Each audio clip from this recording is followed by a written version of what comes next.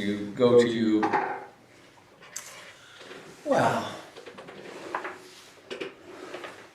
glasses are a bit beyond hopeless.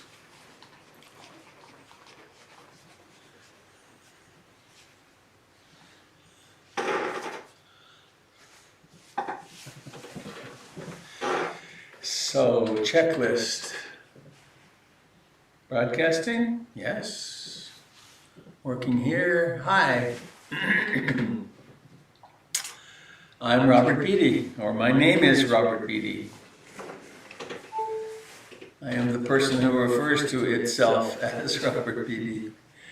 I'm broadcasting you from Portland, Oregon, Beaverton to be exact, unincorporated Washington County. It's a morning. It's a morning that was dark when I came out here. That's kind of weird. What's the date? It's the 2nd, I guess, of October, the year 2020. This is a broadcast of the, what we call playfully, the Buddha Broadcasting Network. And there's a sign on the outside of the building to prove that. And it's a broadcast of the Portland Insight Meditation Community. PIMC is a community that's been growing here in Portland since 1979, when I started teaching here. And it's become this. It's morphed into this right now. And I'm really glad you're joining me this morning, and I have a poem for us. I don't know who wrote this. What happens is I often receive poems from people and then incorporate them in my list, and sometimes they don't come with the attribution. I'll bet Jim will find it. Just watch that. He'll do it in 20 seconds. So, you ready?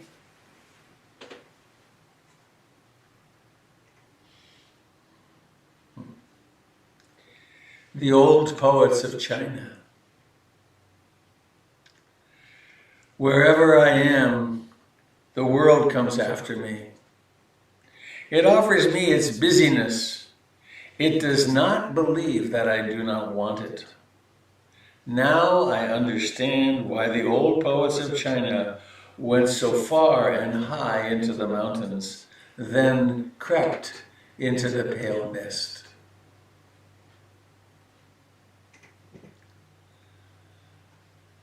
Wherever I am, the world comes after me. It offers me its busyness. It does not believe that I do not want it. Now I understand why the old poets of China went so far and high into the mountains, then crept into the pale mist.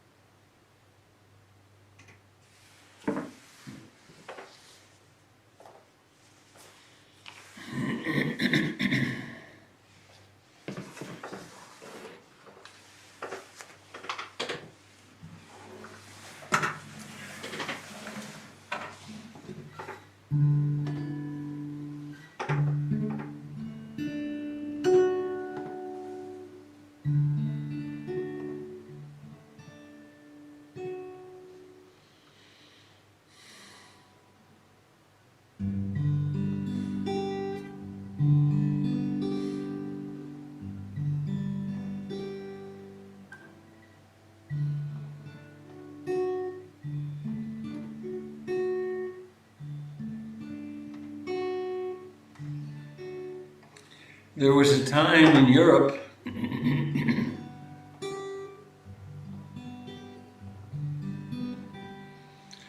when the great buildings were the cathedrals. They weren't built in one person's lifetime.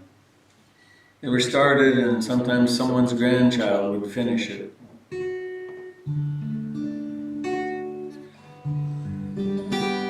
In our time, the great cathedrals are the tall glass towers,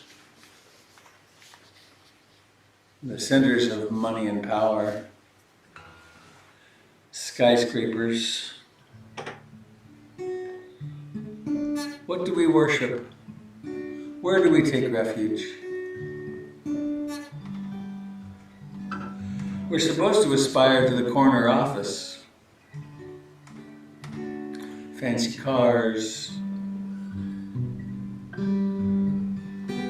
fashionable clothing,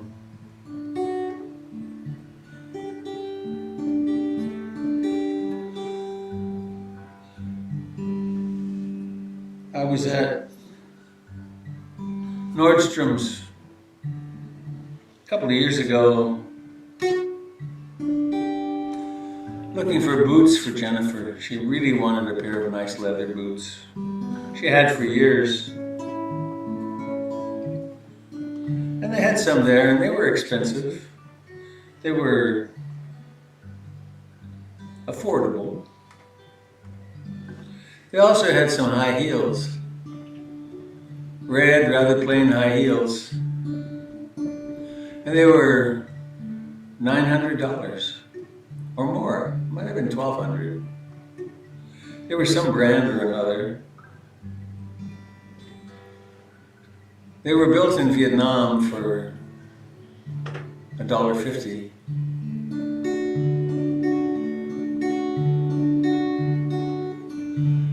I can't feel good about myself unless I have those particular bright red shoes and their logo, because then everyone will know that I'm okay.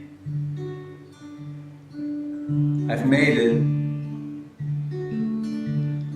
I still feel lonely and frightened. I still feel sad. I don't have time for my kids or my partner. I don't really have time for myself.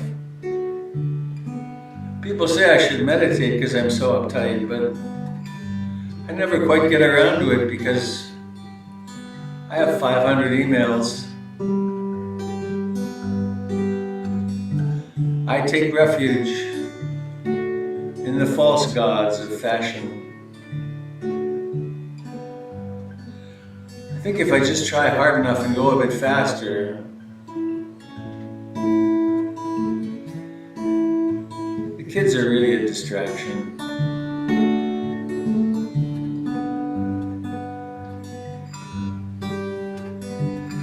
My health is really a distraction.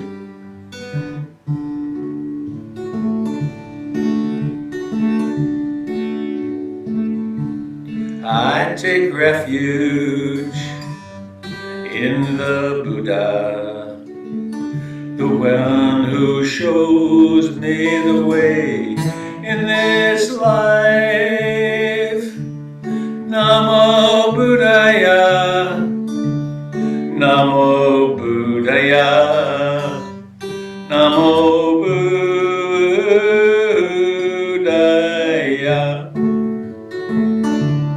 I take refuge in the Dharma, the way of understanding and love. Namo Dharmaya, Namo Dharmaya, Namo Dharmaya.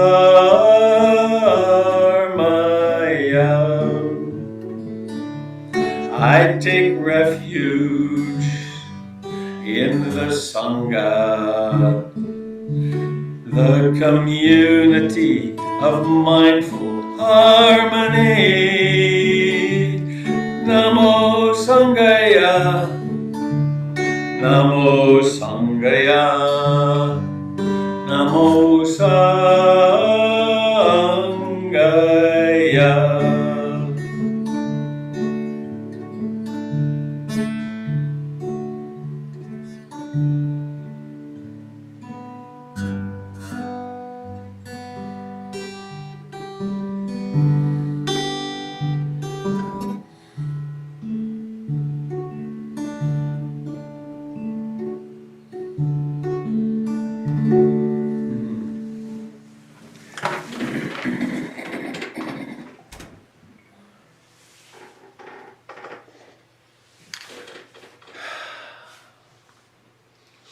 high into the mountains. Or maybe just to that special seat on the couch where you're sitting.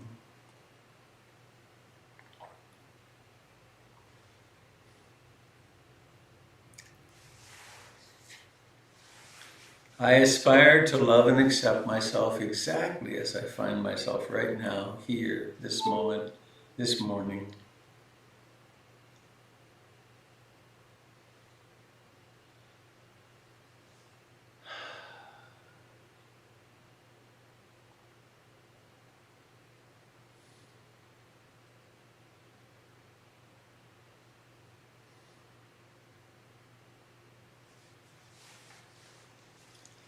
It's always, ever and only now.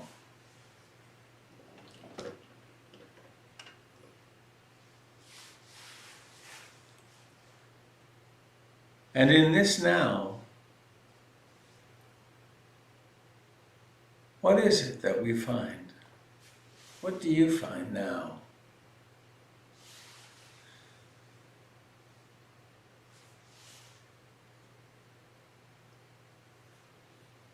There's the pressure of the body against the chair.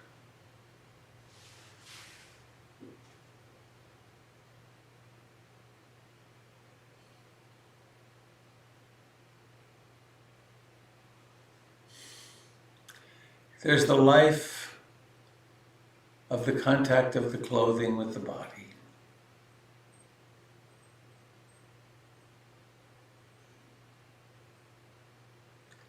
There are sounds, perhaps the sound of this voice at least.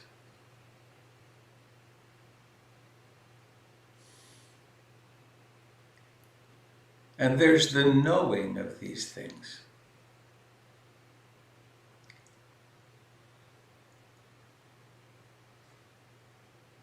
Did you notice when this knowing came into being this morning? We call it waking up.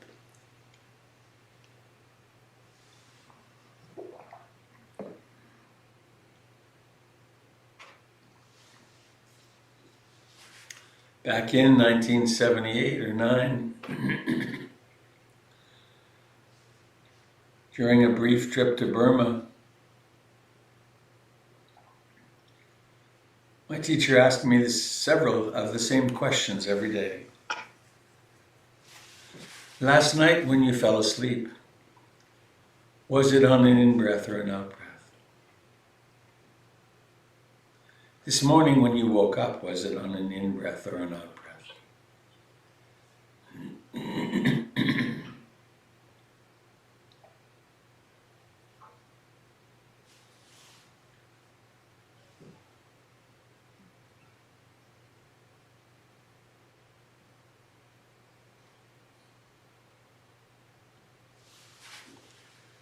And in this now, becoming very attentive to this in-breath, this out-breath.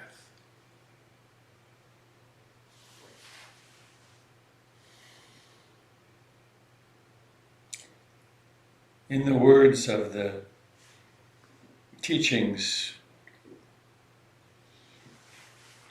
is this a long breath or a short breath?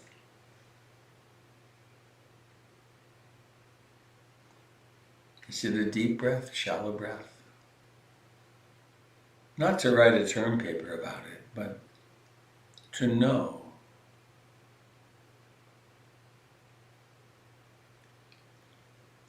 And perhaps to become aware of the entire body, from the toes to the legs, to the pelvis and the torso, front and back, the fingers and hands and thumbs, the arms, shoulders and neck, the jaw and the face, the eyes, forehead.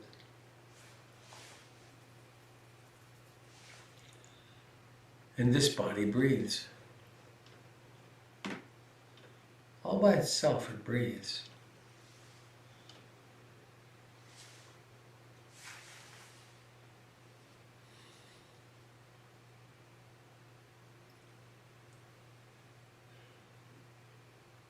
So there's the body and there's knowing it.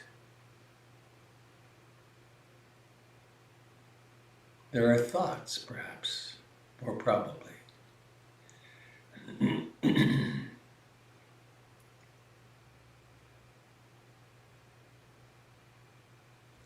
Let us not struggle with the thoughts.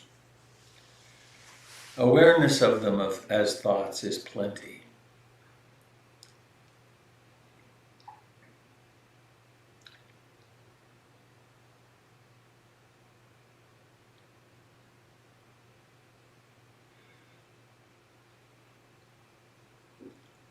So we all made a marvelous choice by getting up, by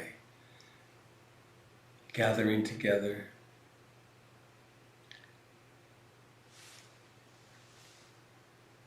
In every moment, we can operationalize the intention to be aware of what's happening.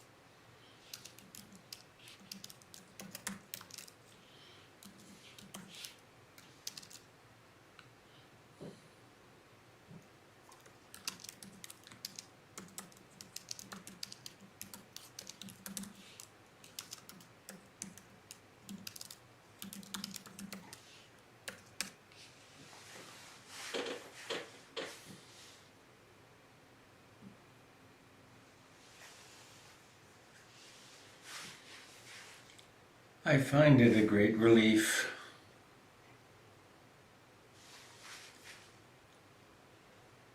to not be trying to get somewhere.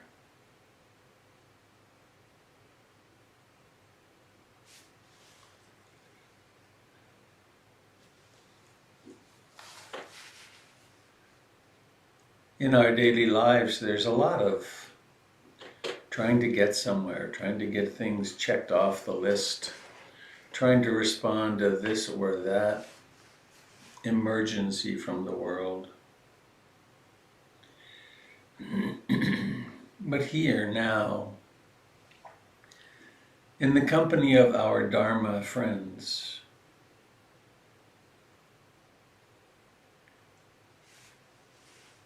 what if you've already arrived? You're already enough. You're already smart enough and compassionate enough, and that all you need to do is unfold in your beauty.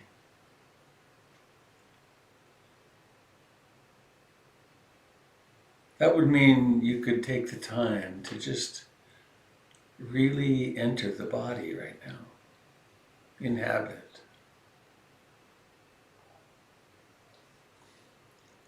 There are some places of warmth and some places of coolness.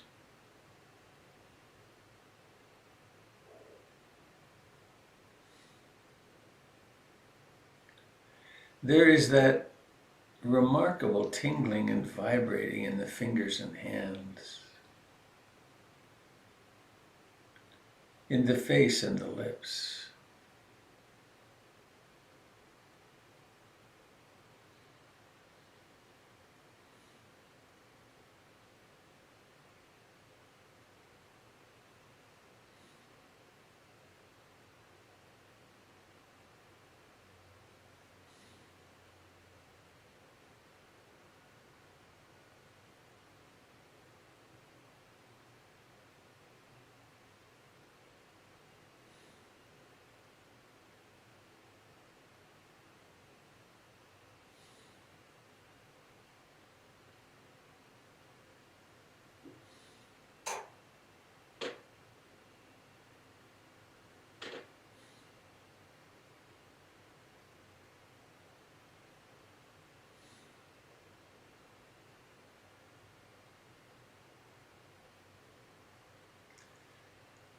And every breath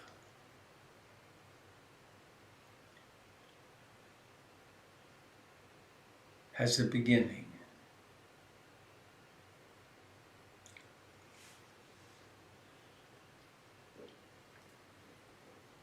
Just like every thought.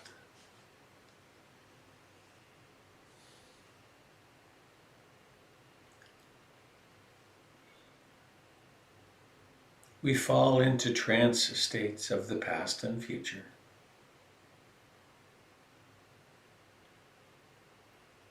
And then something quite mysterious and miraculous happens in that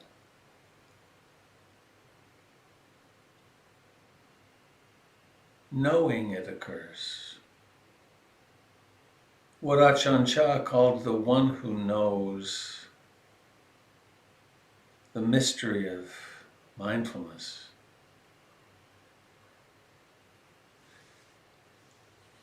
So in one moment there is being lost in the trance of I, me, and mine, the trance of past and future, the trance of desire and aversion and restlessness and sloth and torpor and doubt. The trance of my personality doing its thing. And then there's this, just this. Oh, nothing to do.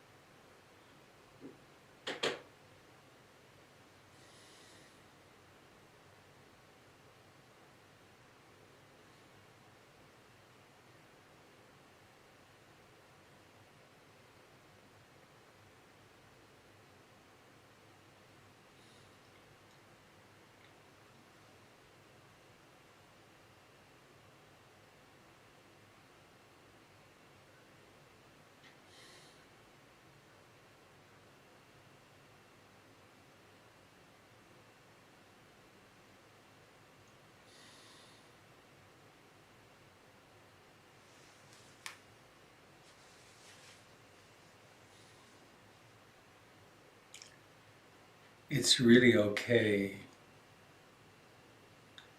if the world falls away.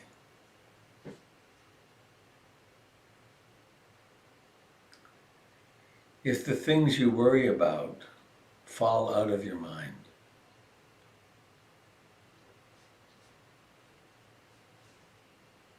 The hypervigilance which many of us use to go through the world hoping to make ourselves safe.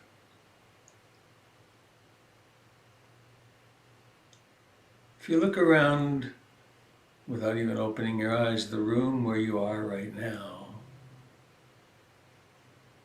it's pretty safe. For now, you're safe. So it would be okay if that worry about tomorrow or next week or next month or next year fell out of your mind, out of the present.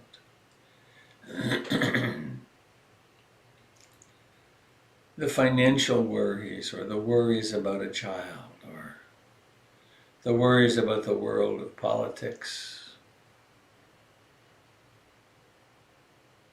they could all be left behind as you climb to your meditation place high in the mountains.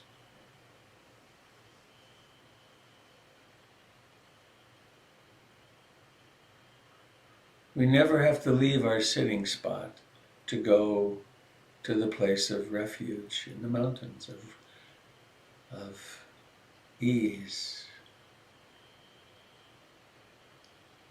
This is why we take refuge in the Buddha, Dharma, Sangha. So right now, land in this body. Land, allow awareness to open in the hands, in the face, in the feet.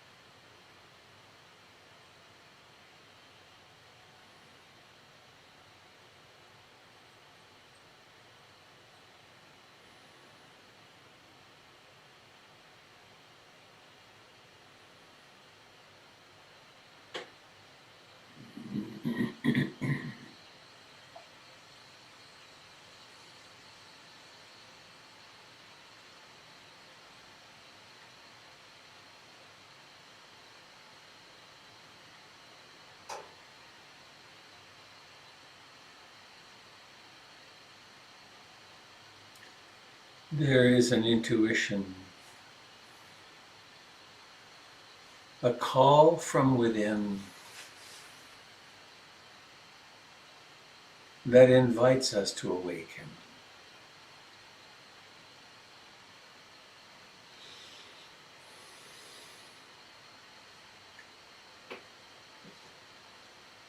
I wonder if you were to reflect on your childhood, on your life. It's always been there, I think. It's always been there in me. There has to be something more than this.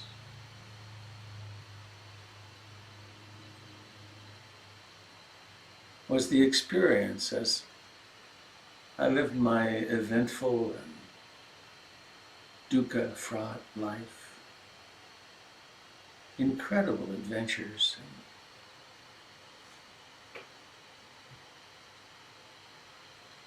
Lots of sadness, lots of happiness.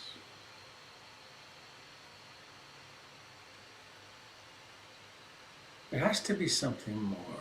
There has to be something where I can really rest.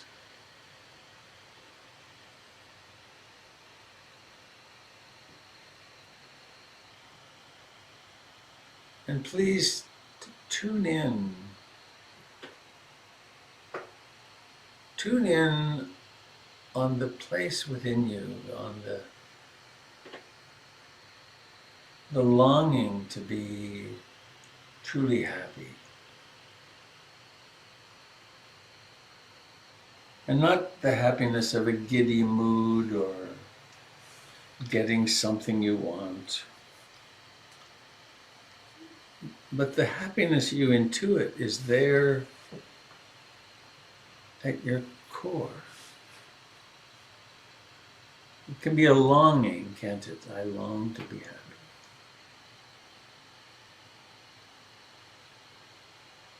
Cherish that part of yourself.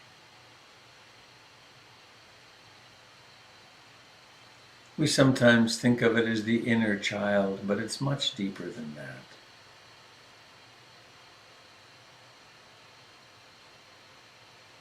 We sometimes say it's the longing for wholeness. It's the longing for our original self. It's the longing for God.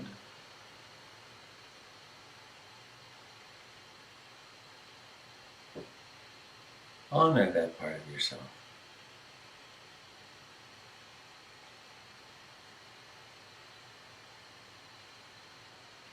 Honor that deepest, most beautiful, most precious part of yourself.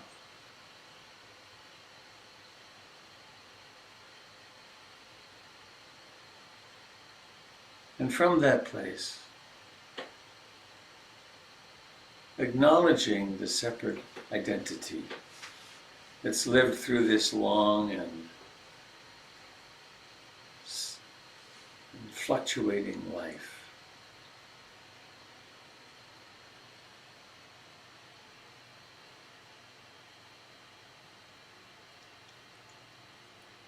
Cultivate a thought of gratefulness for this body, for this personality. And perhaps recite the great I love you mantra with your name at the end.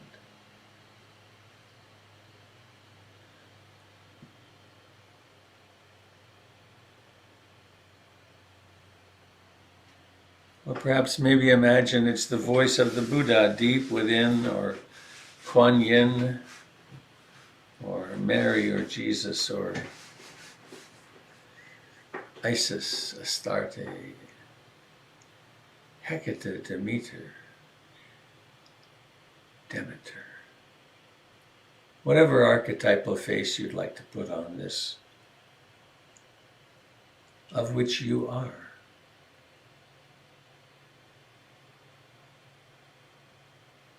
And recite the great mantra, I love you.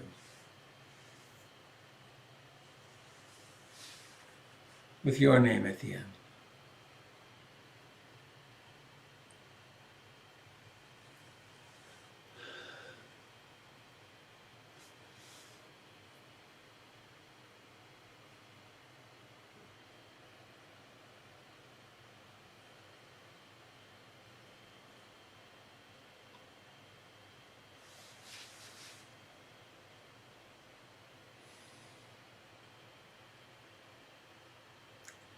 we speak about cultivating metta or loving kindness. In another vocabulary, there's nothing to cultivate. It is the ground of our being. Awakening and metta, karuna, compassion, they're all synonyms. You pull on one of them and you conjure up one of them. And it's like a skein of wool, or wool that's all tangled. You pull on one thread and it makes the other side move. I love you with your voice.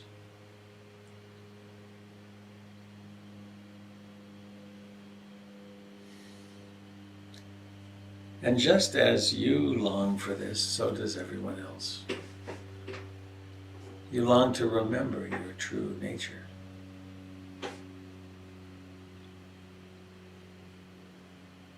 And so turning it now to a loved one, someone it's easy to love, imagine them.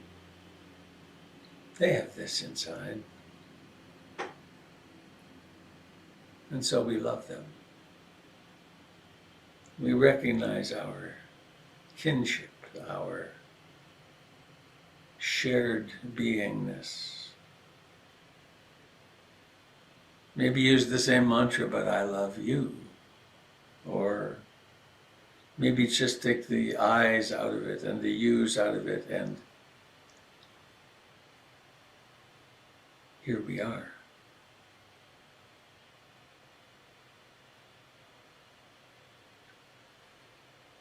And so we relax into what is natural for us, which is interbeing, interconnection.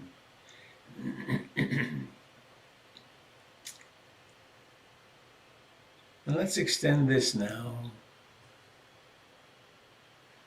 to a friend, to a relative.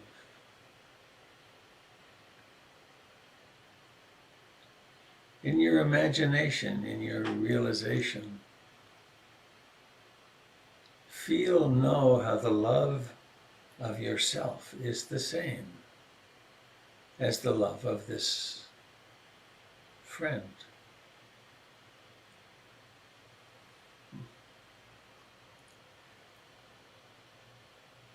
And now, here in the safety of our little Sangha, I invite you to open your eyes. Notice what it takes to open your eyes. And then when your eyes fall on someone, maybe someone you haven't noticed before, a little postage stamp you haven't noticed. This person too has this same longing to be safe and happy. Wish it for them or imagine it for them. Include them in your longing for wholeness, for connection, for belonging.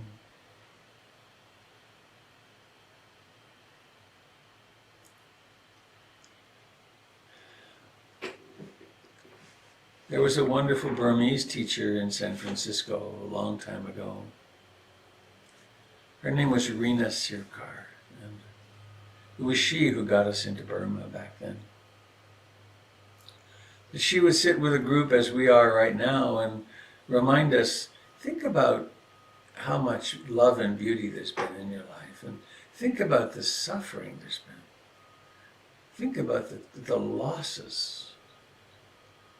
And think about what's coming in terms of sickness, old age, decay, and death. And then she would look around at us and say, remembering this, how can you be anything but loving? Such a beautiful contemplation, isn't it? Take a moment, linger, be bold, linger and see.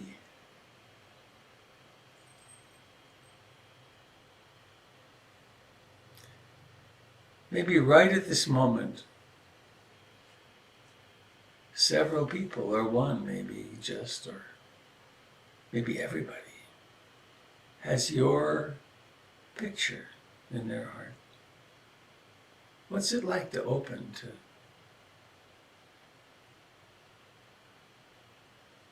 And then let's include all those names where there aren't pictures. Just pick a name, and we don't need the picture. We know enough about people.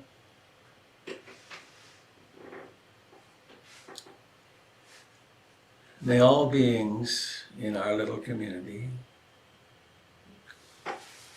may all beings all over the world,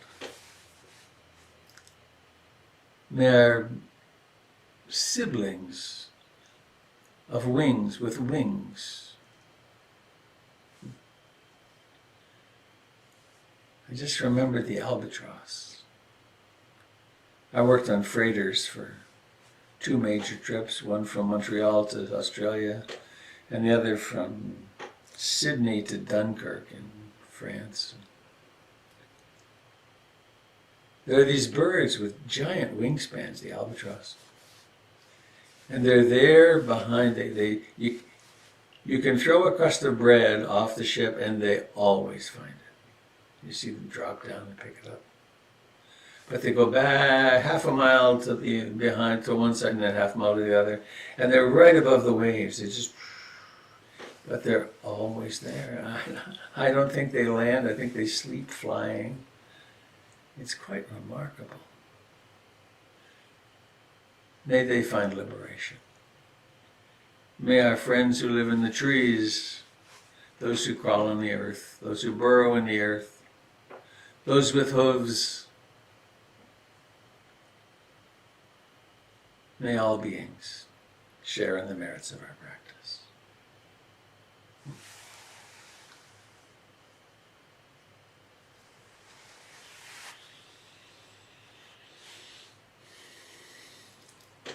Mary Oliver, huh, Jim?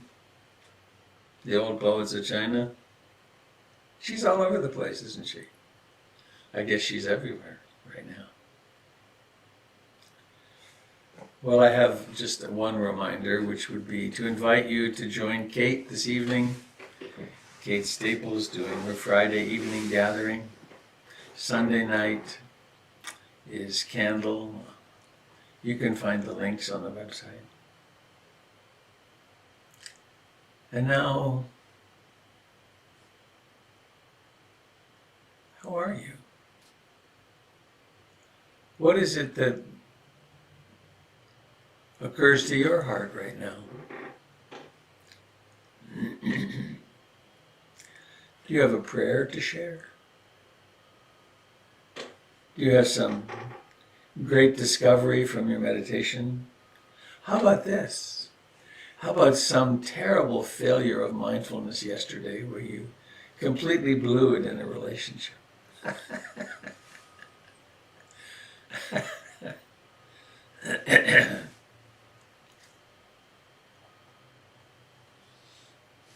Good morning, Robert.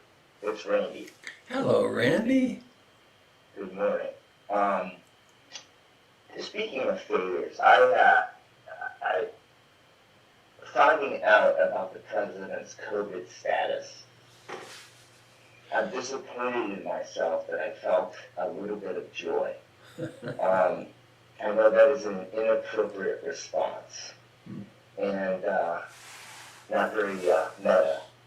And so I would like to know how to be more appropriate in my response to that.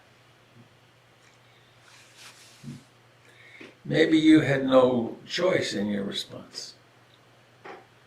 That the first response is the conditioned response, and we don't have choice in that. And then the question is, what do I do with that?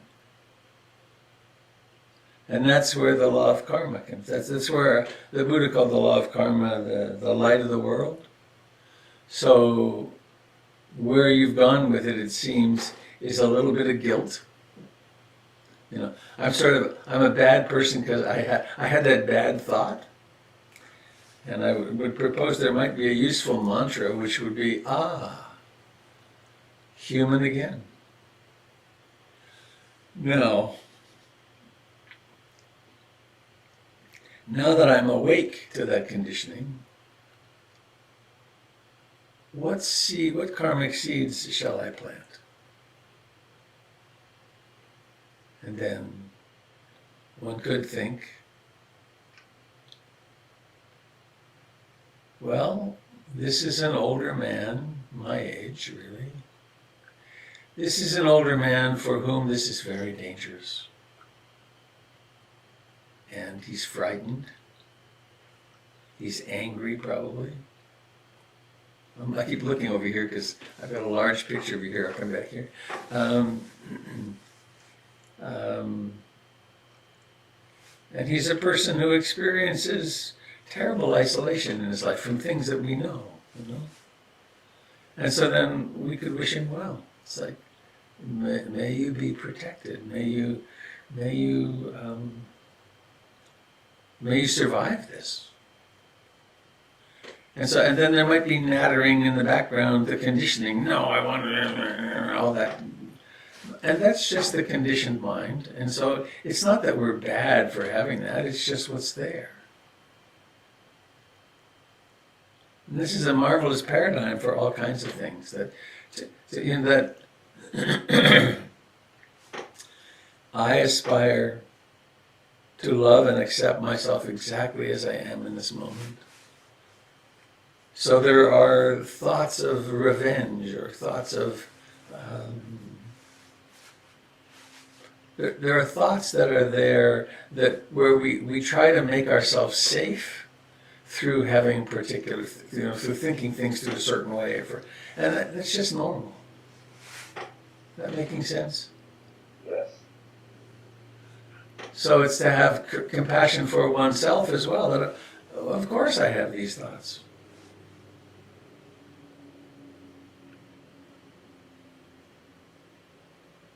And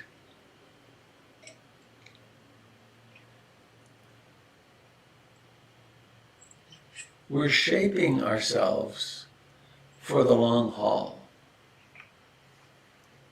right?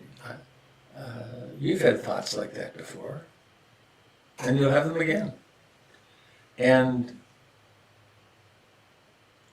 you could dwell in them, and there are no doubt the blogosphere and the neusosphere is probably filled with gloating and fear and I should have been wearing a mask and serves them right and all that. It's being amplified and people are going down that rabbit hole. And since all we have real responsibility over that we can really do anything about is our own experience and our own cultivation, we can move into compassion and love and particularly for ourselves.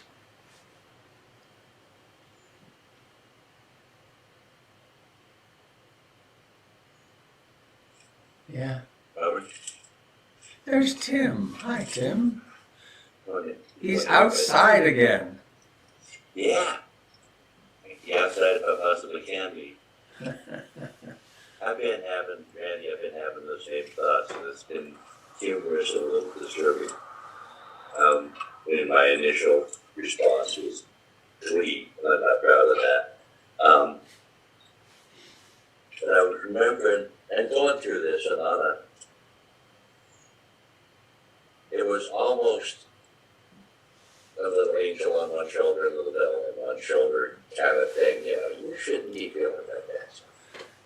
But I was remembering when I was a kid, I used to like to go to church. There was a church across the street. And I'd go there, and the minister, whose name was George, was a really nice man. He was just a sweet, gentle man. They eventually ran him off because he was too nice. But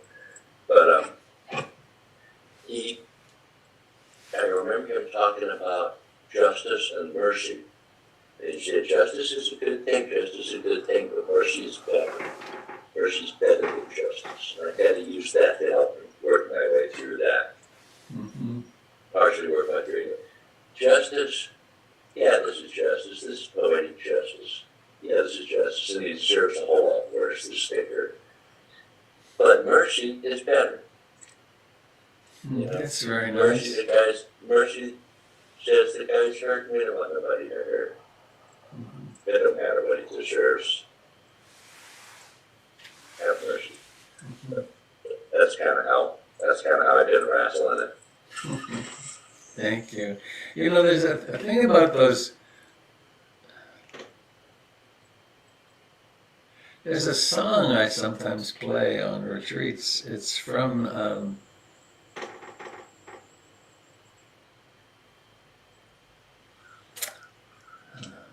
Avenue Q, the musical Avenue Q. Very fine musical, my favorite, I think. And there's a song, Schadenfreude, it's from German, taking delight in the misery of others. It's really quite a hilarious song. And it's funny to us because Schadenfreude is normal for human beings. We have in us the capacity, impulse to take delight in other people's suffering. It's part of the structure. And so when those thoughts arise spontaneously, it's neither bad nor good. It's just what is. And then there's that next moment. This is the 12 steps of dependent origination. There's contact, and there's feeling, and then there's craving and grasping, and then we go around the wheel. And it's here that we have agency where we can do something. And so if the mind comes up with some hateful or some response, which is not the response we want to live with and feed, then we feed the other wolf. That's where the mercy thing comes in, I think. Thank you.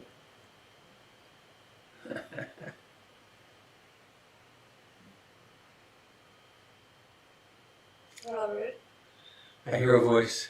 Mary Kay. Hello, Mary Kay. So, I was schooled by the Jesuits who talk a lot about rationalization. So, how about this rationalization?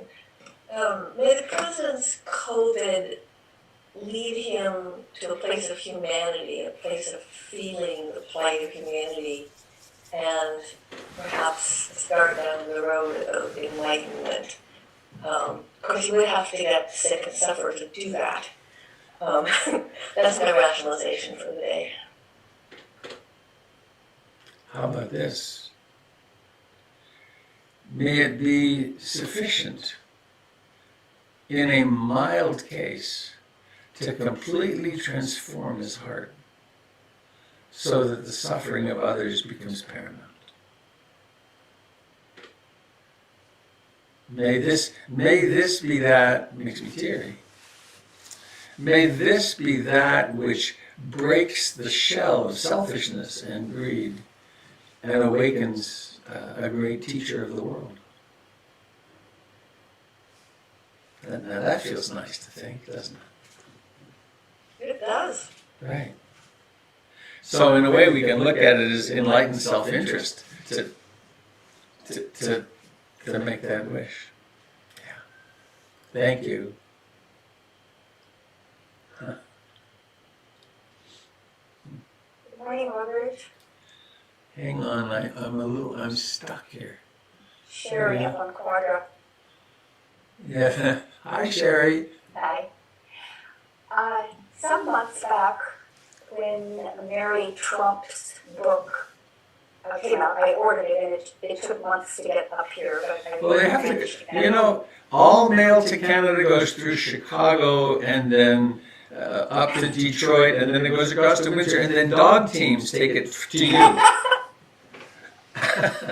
It seems that way sometimes. It's true. Anyway, it helped me a lot in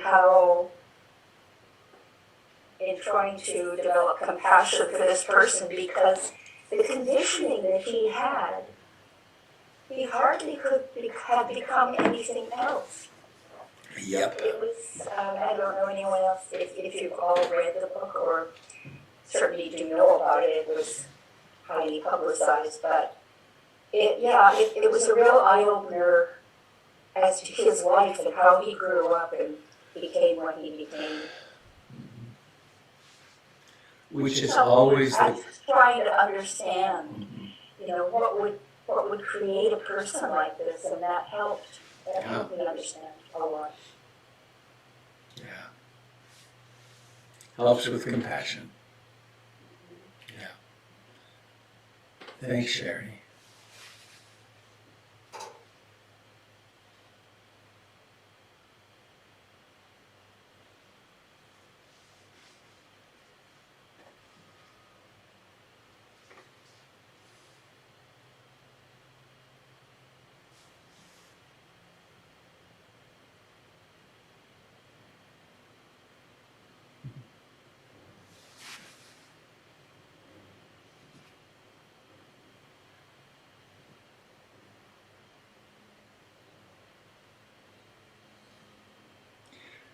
That little reminiscence I did just then about, may this be the key to Donald Trump's awakening, actually altered my state. You ever notice that? Oh, well, that feels better. That's a place I can hang my hat. I could think that thought all day. Use it as an inoculation against the onslaught that will come from so many different sources.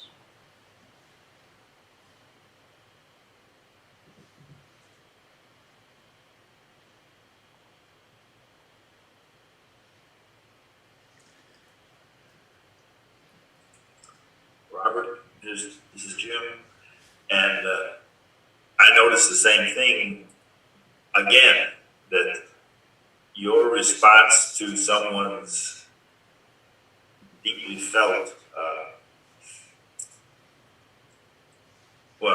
deeply felt emotions or reactions or whatever, then your response changed my state of mind as I took it in, and then bingo, today I thought, we've been doing that for hundreds, dozens of days, and they're like tiny little inoculations that have nipped the negative and overwhelming and powerless states of mind that are constantly being stirred up.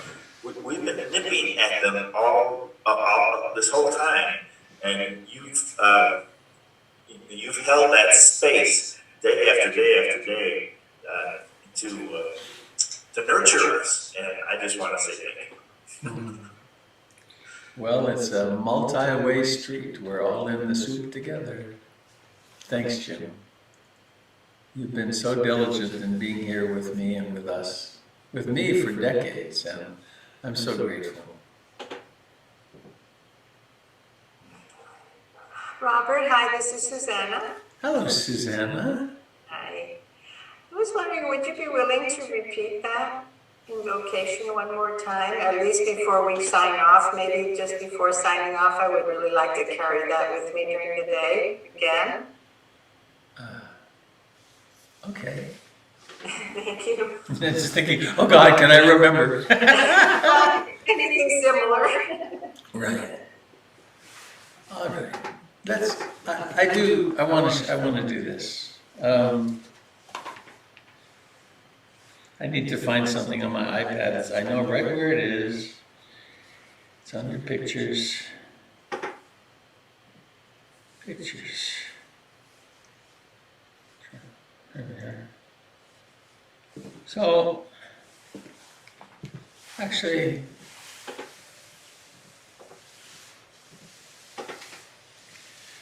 I've been thinking in the last few days, there's been a debate among Dharma teachers about politics, and taking sides, and Joseph Goldstein said, I want to be extremely careful to not say anything that would preclude or would make these teachings not available to anyone. And if one speaks against someone, if my political views are against someone, then someone who is holding that person as a political ideal of some sort would go away. So someone asked me actually yesterday, do you have any Republicans in your community? And I said, well, I hope so. I'm not actually convinced that Donald Trump is a Republican. Because there's these two different poles of how we go about governing and views of people, and one of them is crystallized as the Democrats, and one is crystallized as the Republicans, and it's a legitimate struggle between these two polarities. Should people be responsible for themselves and grab themselves by their bootstraps and get going, and you're responsible for yourself, or do people really need a lot of support and help and care? And there's the two poles. And so anyway, I've struggled with that. And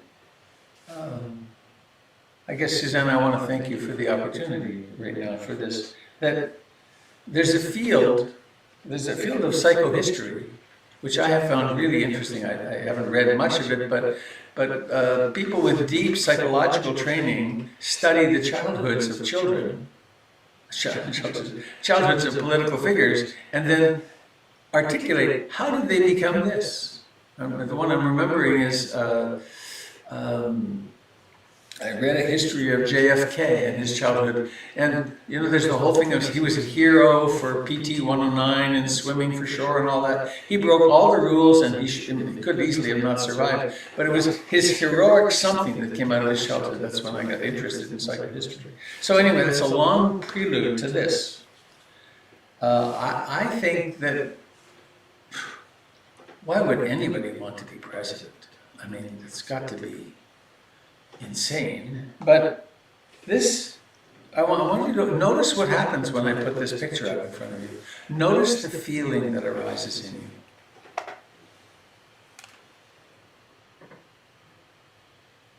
Can you see it clearly?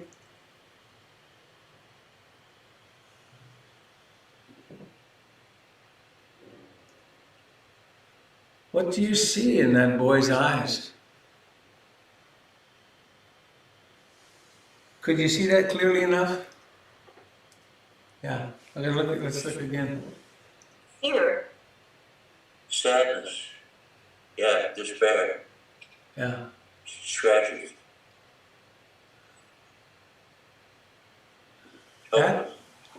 That little boy became the man who's now the president.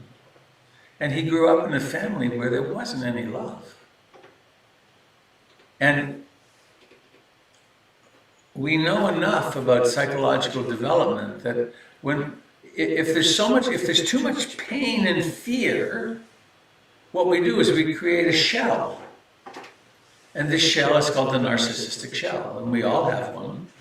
And we develop an identity that basically says to this feeling, this state, it says, I'm never going to feel you again. And what I'm going to feel instead is, I am strong, I'm powerful, and we cannot tolerate any weakness. We can't tolerate weakness in people around us. And one path that we go on is dominance and hyperdominance, and that creates the narcissistic personality disorder. And no one chooses that. There's the sadness. No one chooses to become an abuser or a tyrant, or it's always there in the conditioning. And so, following the words of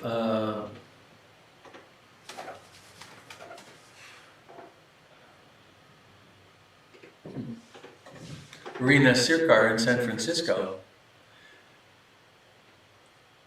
knowing that, how can we be anything but loving?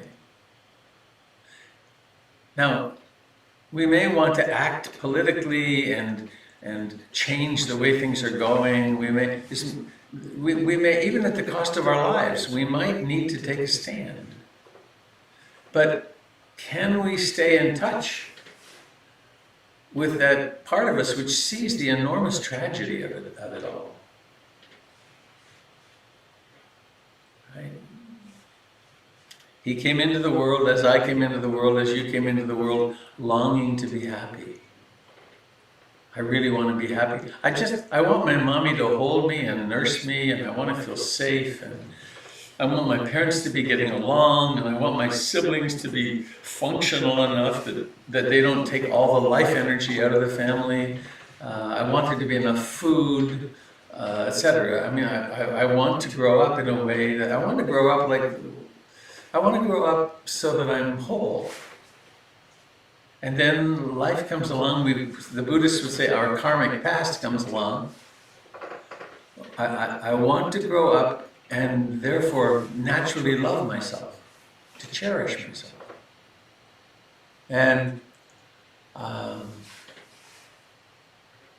then life has its way. And then we wind up, at some point, if we're lucky, we bump our nose hard enough that we realize, wait, that's a fate I'm living out, and I want to live a destiny instead. And then we undertake a spiritual practice, and we find a spiritual community, and if we're lucky. Oftentimes we also fall upon some rigid beliefs, and the beliefs include we're right and they're wrong. Oh, I never plugged in my computer. Don't die on me right now. There's the plug. And then we can fall into fundamentalist organizations that rely upon, I believe this and they're wrong, and therefore I have to oppress them. And that too is just, it's the part of the journey that we're on. So there, it feels good to have said that. I really don't want to throw up any impediments to anyone of any political stripe, because the Dharma is not about politics. It's not about politics. It really is about awakening in love, isn't it? That's what it's really about. So, to Susanna's request, let's take a moment. And let's be quite specific. There's a man who lives in the White House whose name is Donald Trump.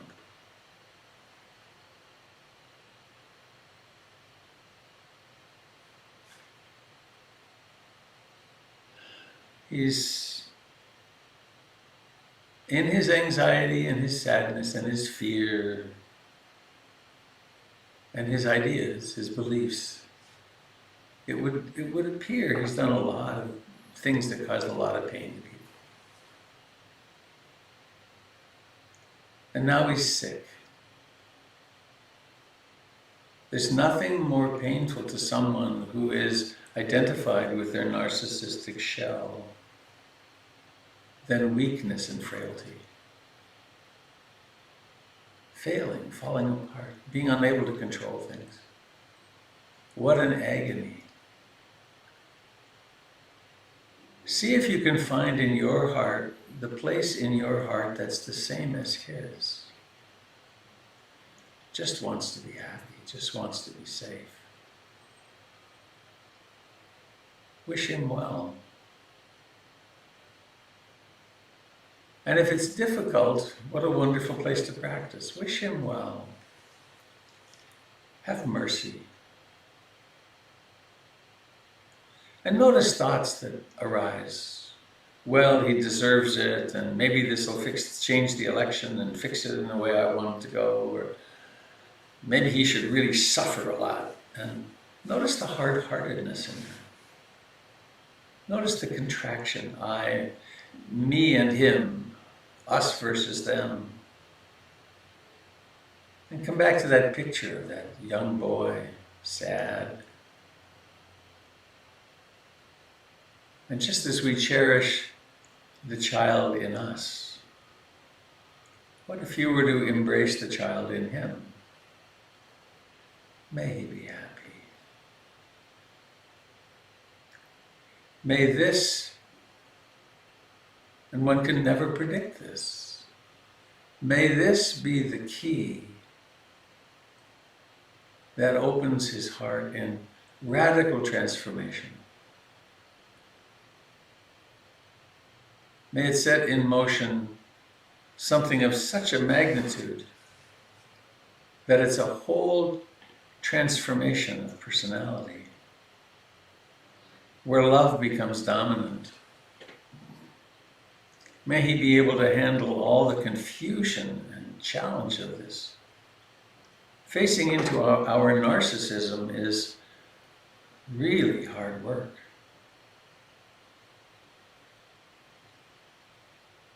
May he realize that some of his beliefs are just wrong.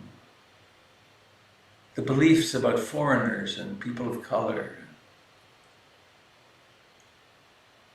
the superiority of being white,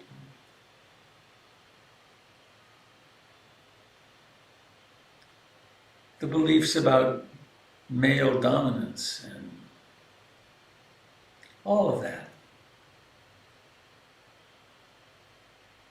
shared by so many people.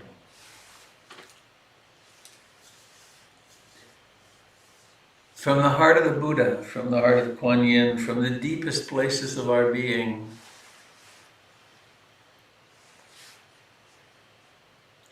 may Donald Trump right now feel loved. May his symptoms not get too bad.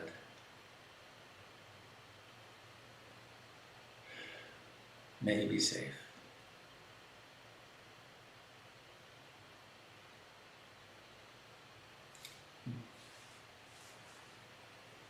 May he not in some way make things worse for himself by thrashing around in this pain. May he wake up. And in whatever spiritual vocabulary would fit him, may he discover a spiritual path that leads him home.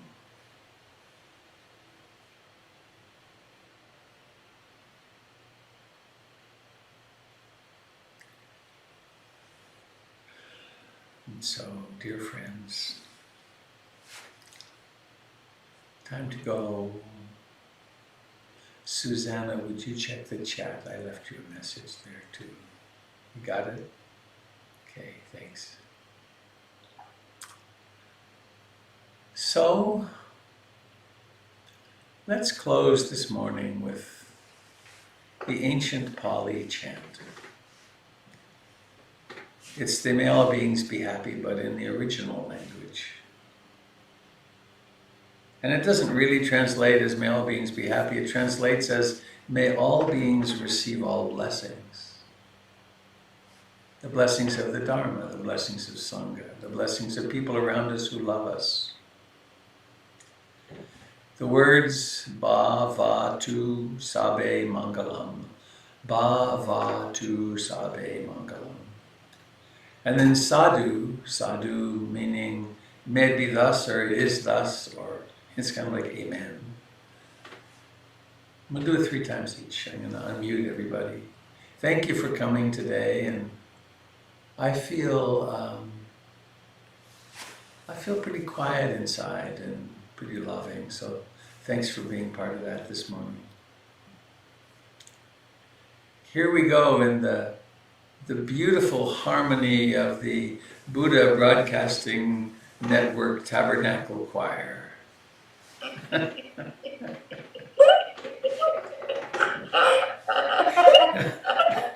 Please, the altos have not you've not been holding your part very well. And Tim, we need more from you on the bass end. And the sopranos, just go for it.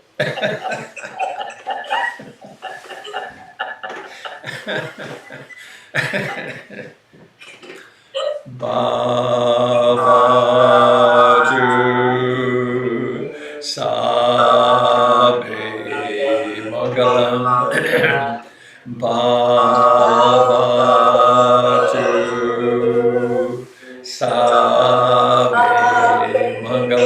Mangalam Bhavatu Sabe Mangalam Sadhu Sadhu Sadhu. Ah, it's a choir of angels. Stunning. Have a lovely day, dear friends, and I'll see you Monday. And I will not be teaching Sunday. Gregory Malouf will be in the teaching seat. Don't miss it. And I'm starting at 9 o'clock tomorrow morning, a weekend. I'm going to live in my little house, basically. I'm doing a weekend retreat through Hollyhock. And if you'd like to do one of those, I'm going to be doing more of them. So, happy trails. I'll see some of you tomorrow morning. And in the meantime, let's remember our beautiful hearts. See ya and be mindful. Happy trails. Thank you. Goodbye. Goodbye, dear friends on Facebook and YouTube. I hope this worked.